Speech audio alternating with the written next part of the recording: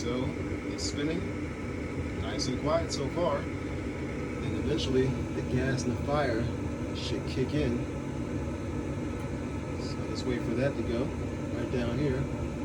Got 1, 2, 3, 4. It's starting to get red. It's about to get lit.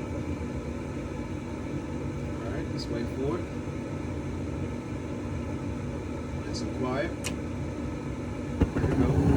Alright, so there you go. Now we're cooking. Oh, that's much quieter. Much quieter. Yeah.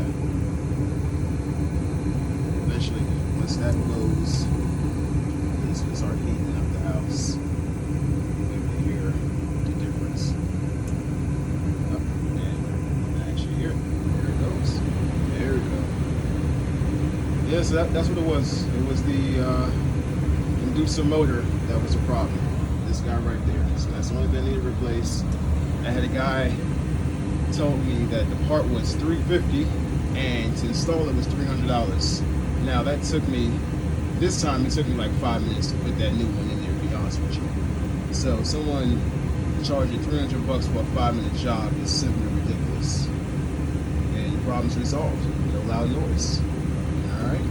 So don't believe every technician out there, you know, especially if you don't understand, you know, YouTube it, do your own research. If it doesn't sound right, a lot of times, you know, if it doesn't make sense, it's probably not right. They're probably telling you lies so they can make money. But a lot of this stuff you can do yourself and save yourself a lot of money. Alright, so we'll put this go ahead and cover back on, and that's it, folks. Problem resolved.